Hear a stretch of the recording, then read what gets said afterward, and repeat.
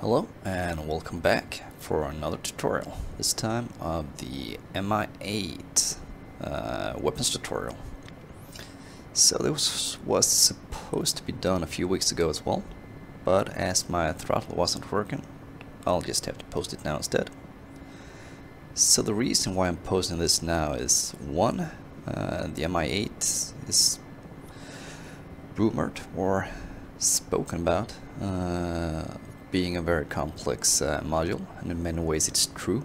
It's also a little bit without logic for many, at least for me. So in a cold start, for example, you have to move between, this panel over here, panel over there, this panel, that panel, so you're all over the cockpit. The same is true for weapons, more or less, but it's not as hard as many think. So let's go over a few systems, and this will be done from a hot start perspective, because if you hot start a chopper or the Mi8, it'll be a little bit different to when you cold start it. For example, when you cold start your chopper, you will probably activate all these circuit breakers, including these. But in a hot start chopper, these are not activated, even though you have weapons on. So let's just go over the breakers first and see which ones we need to activate in order to get shooting. So first of all, let's just switch to the engineer perspective. So we have the pilot seat, we have the co-pilot seat, and the engineer, who's very bitter and sad because we forgot his birthday yesterday. Anyway, let's press number 3 on our keyboard and you're in the engineer position. A good thing to know, you can fly the chopper from either position.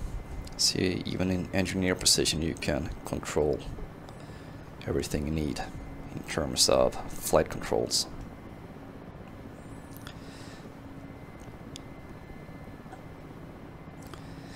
So, in a hot start chopper, you need to activate all these circuit breakers first. So basically what they do is they turn your weapons on. And if you only have a few of them, you can be fine with just turning the switches for either or, but for the sake of it and to make it easy, turn them all on. Alright. And we can see what we have loaded here, which racks. Alright, cool. So once all these switches are on, you also need to set the main switch. And you need to set that to on. In a hot start chopper, that is on. When you cold start, it's off. Third thing, over above the pilot set, you have the safety switch, or the master arm, and the light here indicates you're good to go. So again, all these switches up, weapons armed, combined with the main switch there, and the master arm. Now let's have a look on the outside. I'll just quickly pause it, just to get rid of noise. And as you can see here, the chopper currently is armed with 3 different pods. So the innermost pod are rocket pods. You recognize these from the KF-50, the Su-25 and so on. The middle pods are the machine gun pods, or the Gatling gun pods. Middle gun is a 12.7mm gun with 4 barrels. It's a minigun. And on either side of that gun you have one 7.62mm Gatling gun with 4 barrels each. And that's true for both sides. So with this setup you got 4 7.62 Gatling machine guns and 2 12.7mm Gatling machine guns. On the outmost pod is the 30mm grenade launcher. it's important to understand here that it's in fact a grenade launcher. It's not a 30mm cannon. They're also made to aim slightly upwards in an angle to increase the range.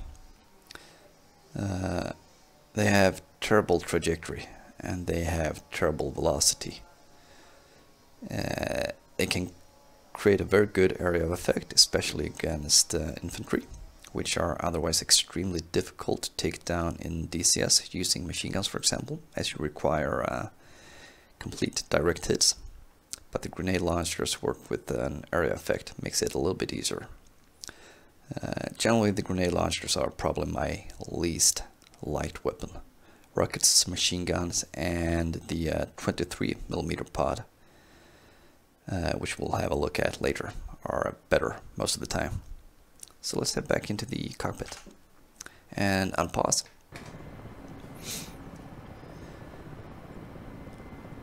Alright, so let's head back to the pilot seat by pressing key number 1. And as you can see now, we have a gun sight here, thanks to turning on all the switches. Now, with rockets on the chopper, we need to activate the unit arm. Press and hold. Now, I say need because this is what it says in the manual, but you can actually fire the rockets even with that unpushed or unactivated. And that's pretty much all we need to do to fire rockets. Let's just hit the trigger here. And off they go. So we don't need to do anything else. However, we can do other things. So, you see this switch here? UPK, PKT, and RS switch. Oh, and by the way, my cockpit is in English. So, as long as this is in the down position, RS, you can fire your rockets. Now if I switch this, UPK for example, and I press the trigger, nothing happens. UPK is for the 23mm cannons that you can also mount on the chopper. These are not mounted at the moment though.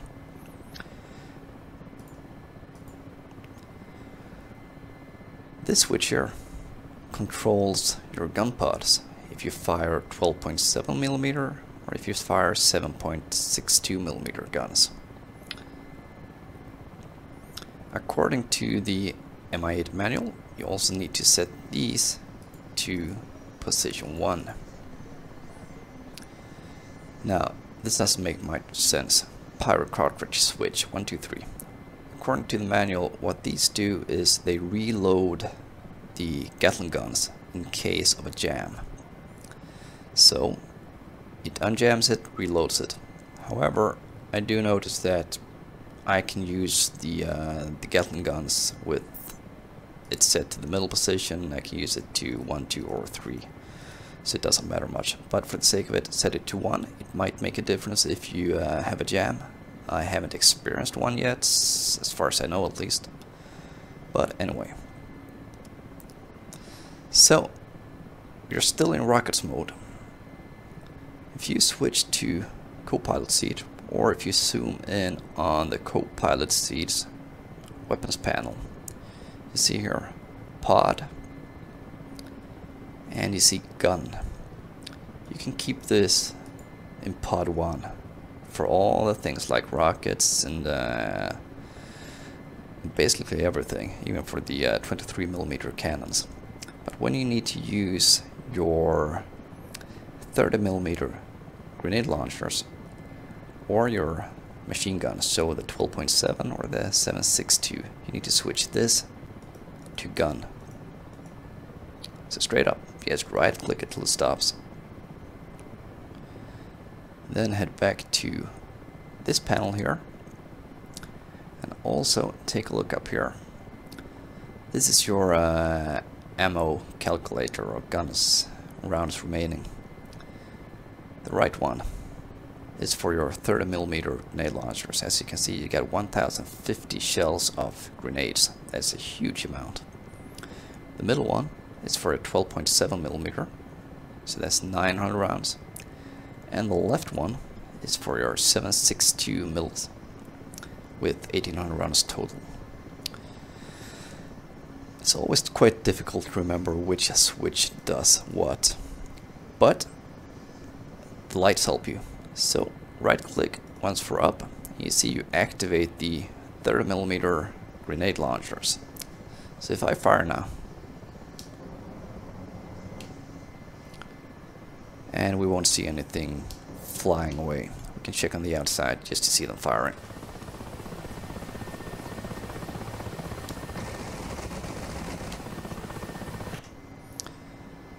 So that's the grenade launchers. We want to switch, so right click one more time. We've got the 50 caliber, or rather the 12.7mm machine guns chosen. We can fire with those. And have a look on the outside.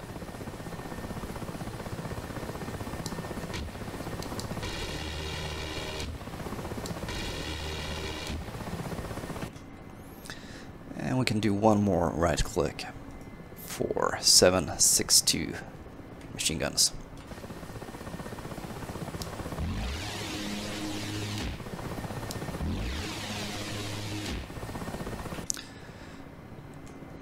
Now the 12.7 and especially the 7.62 take a huge hit on the frame rate, especially when you start hitting the ground visibly. They just throw away so many tracers and bullets, so that's something to be aware of. Both of them are quite effective against soft targets like fuel trucks and unarmored vehicles. The 50 cal is of course quite a bit more effective against light armored stuff.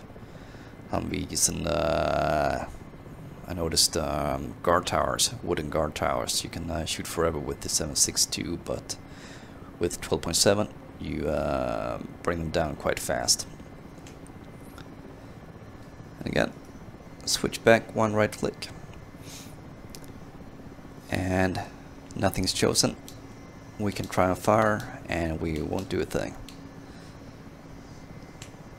So again, firing your gun pods, make sure co-pilot switch is set to guns, and choose one of 3 modes depending on which you want to fire.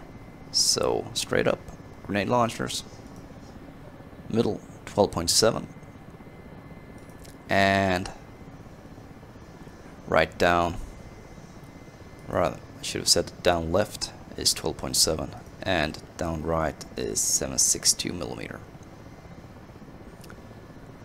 Alright, cool. So let's go back to rockets. And as you can see, it's turned off, and you can actually leave that as is, and you can fire rockets again.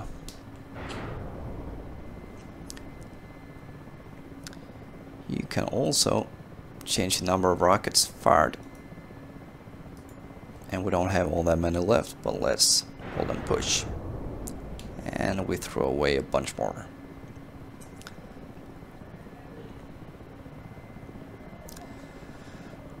The switches here determine the basically a cutoff for the grenade launchers, making it impossible to hold the trigger and just keep firing. I never use it. I rather just control the burst myself, and it's a simulation, so we don't have to worry about price or anything like that, so just let it rip. Also, the grenade launchers are quite difficult to aim with, so it might be good to just press and hold in the beginning.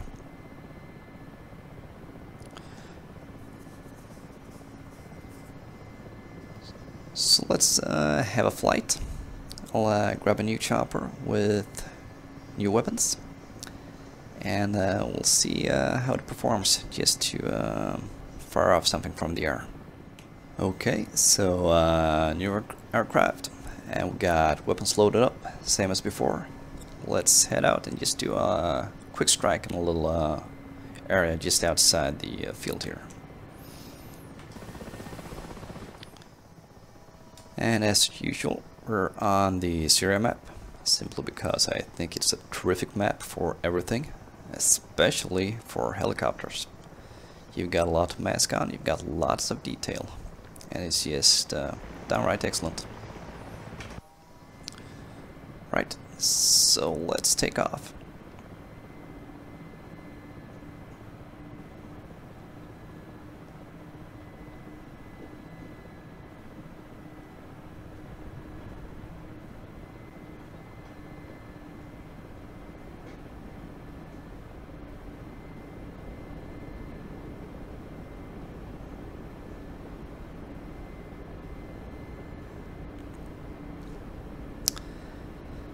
Now, the gun sight. You can change the distance by moving it up and down.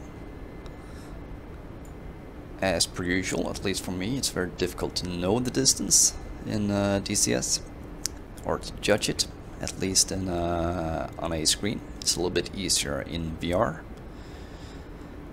But, as with rockets and guns in general, you can just try to fire off a few rounds. With rockets, of course, it's a bit more wasteful. But let's see if we have everything set up here still. Yeah, looks like it. So let's give a few rockets.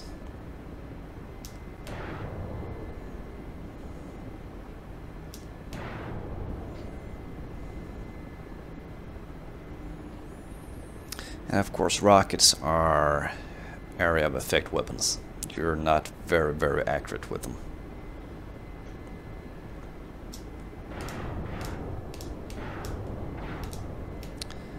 And rockets expanded.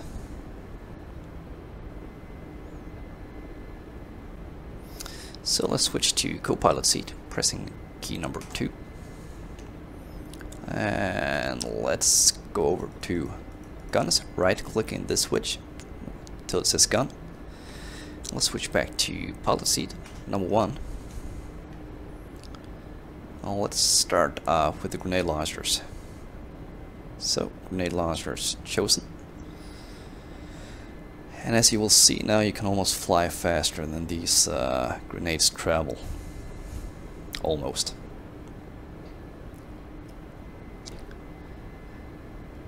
And let's just fire some straight ahead. So firing.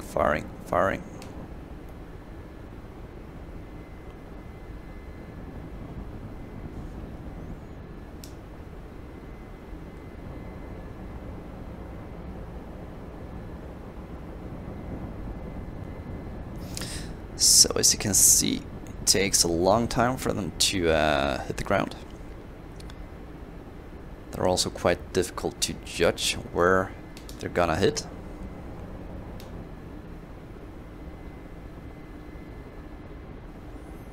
But once you get it down, you can be very effective against special infantry, as well as soft target vehicles. But you do need, most of the time at least, direct hits on vehicles to cause any sort of damage.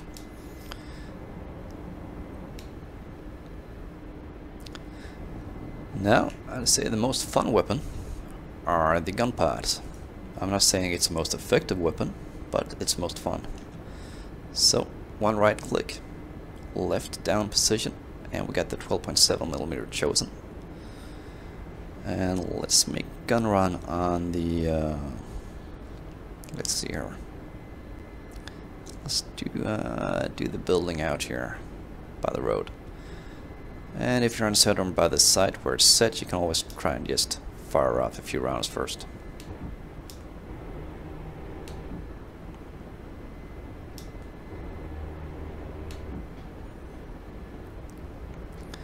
So it's no more difficult than that. And again, these are machine guns, so you need direct hits. You can't, you know, have rounds hit 5 meters to the side of a vehicle and expect it to go down. You've got a lot of ammo, but you also got way fast guns, so you'll run out quite quickly. So that's pretty much 900 rounds expanded.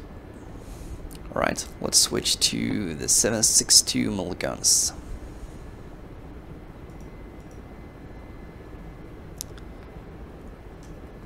Which is one right click.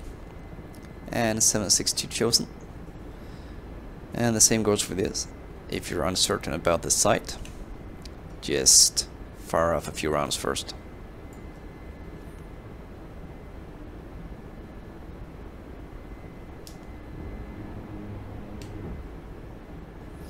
As you can see, the ricochets combined with the smoke and all the tracers will take a toll on the frame rate. So let's keep this pressed for a little bit longer and see if you can see it. As you can see, everything is way down on frame rate there. So my graphic settings are 1920 times 1200, so it's full HD, and with pretty much everything set to high, apart from anti-aliasing and stuff like that, but pretty much everything's set to high.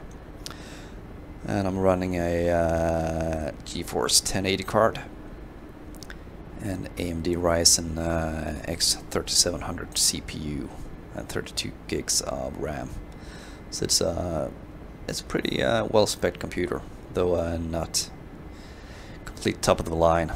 You just can't find a graphic card to buy at the moment. Right, let's make a turn here. So basically, that's it for the gun pods, rockets, and the grenade launchers. It's no more difficult than that. I'll switch chopper again, and I'll show you the 23mm cannons, and just show you quickly how you set them and use them. Okay, so back with another aircraft, another chopper. Now let's have a look on the outside.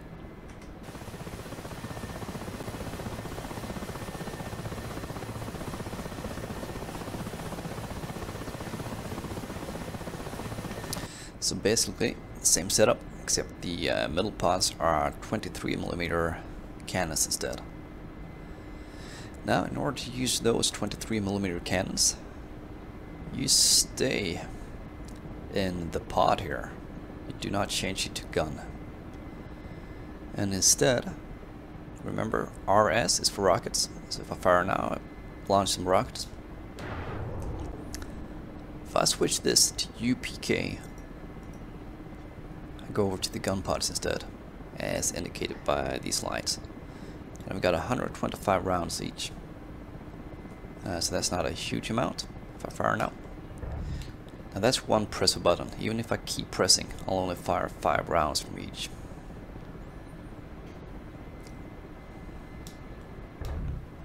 And that's usually plenty.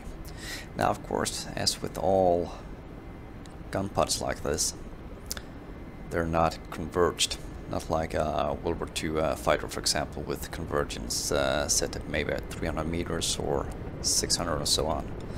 So you actually need to hit with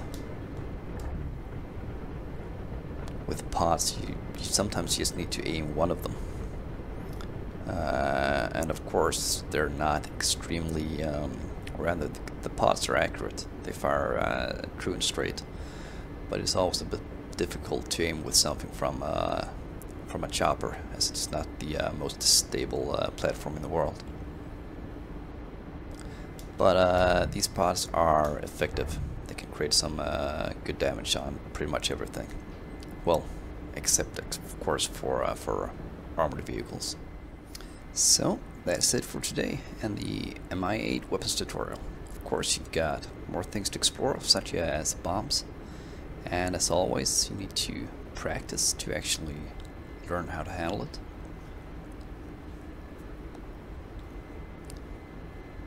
And hopefully the tutorial will give you at least some basic understanding of the systems of the Mi8, and possibly even get you to fly it more. It's an extremely fun chopper. And if nothing else, it might help you get a little bit prepared for the Mi-24. Some of the systems should be quite similar. I, for one, am looking very much forward to the Mi8. I think it will be a great addition, and I'm expecting it will be my most fun chopper for quite some time to come, at least until the patch arrives. It will be a pretty much do-it-all chopper. So until next time, enjoy, have fun, and I'll see you in another video in the future.